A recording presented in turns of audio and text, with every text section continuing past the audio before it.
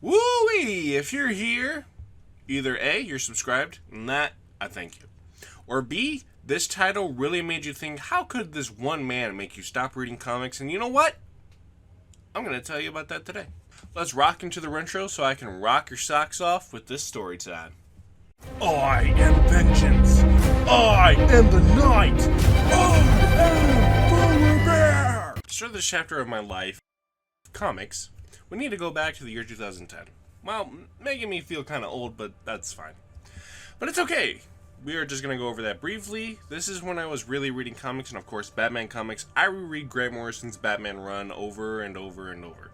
From the library, because we used to go there every Tuesday. And I would get graphic novels to read when we had Deer. I hated Deer. It stood for drop everything and read, and it was dumb.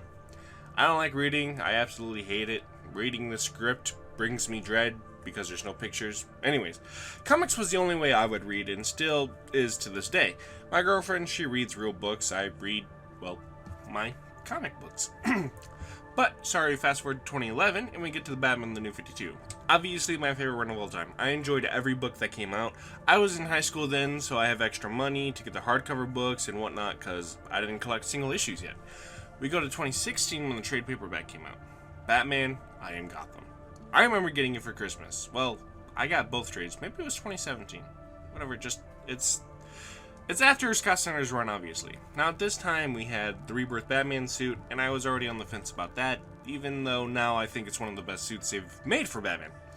We go into this book not knowing it's not written by Scott Snyder. I read this book and automatically assumed it's another great Scott Snyder Capullo epic adventure, and I'm ready for it. Batman is Gotham, we know this, and Scott is always playing around with the mythos of Gotham, so I'm like, this will be great. We look at the first page and we can see it's not Greg Capullo art right off the bat. So immediately I'm like, well, this isn't what I like, but whatever. I'm sure Scott Snyder will start it off good. So we keep reading.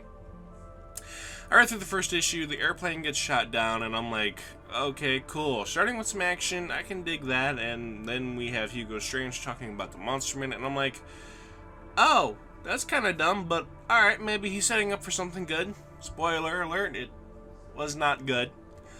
We get to the end of the issue and we have new heroes, Gotham and Gotham Girl, and I'm like, okay, what the heck is this? I finally look at the cover and it's written by Tom King, and I go back into reading the book and I'm like, this is so stupid. I don't like this art at all. It isn't Greg Capullo and the writer isn't Scott Snyder, so this sucks, but I kept trekking on. I kept reading, and then I remember the part where I'm like, the part that really threw me off, and I was out of it, it was when Batman and Duke Thomas were talking about who it could be over the comms, and they added up the dog tags, and it was like the number 24 or whatever, and the 24th letter of the alphabet is X, so that means it's Task Force X, and Task Force X is Amanda Waller's department, and they found out it was her who had Hugo Strange doing the things. I, at this point, was like, I'm not reading this anymore. This is not good, and this is the stupidest thing I've ever heard of for a long while.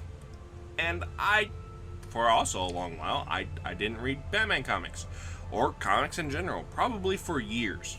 Probably wasn't around 2019 I started getting kind of back into comics, and this is the only reason.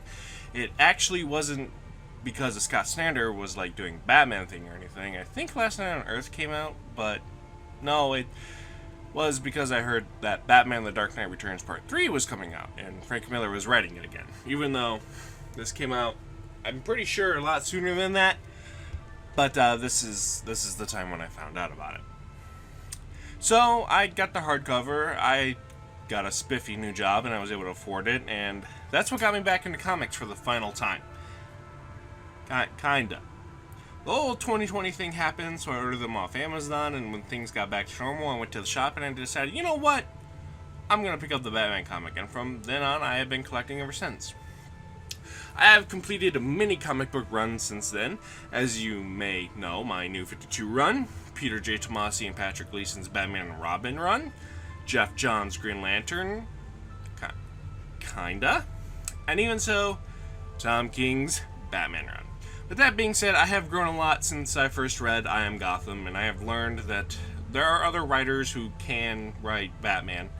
Tom King can be one of those people, in my opinion. He's okay at worst and fine at best. At least in terms of his Batman run. In terms of, like, other things he's writing nowadays, like Mr. Miracle, which was coming out alongside his Batman run at one point in time, it's a great story. I read 1 through 12 last night for the first time. I kept picking them up, and I couldn't put them back down.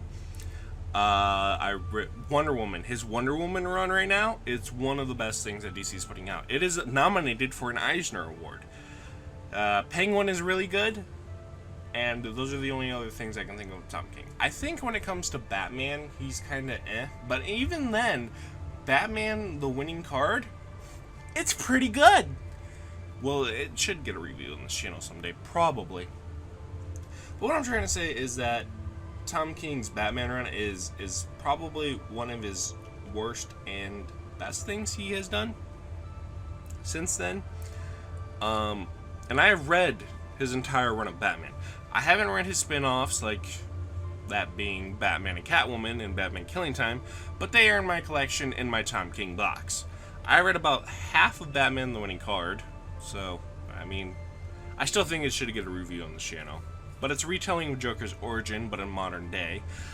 I've read about half, and I've enjoyed it so far. I look forward to finishing it, and maybe even reviewing it, like I keep bringing up.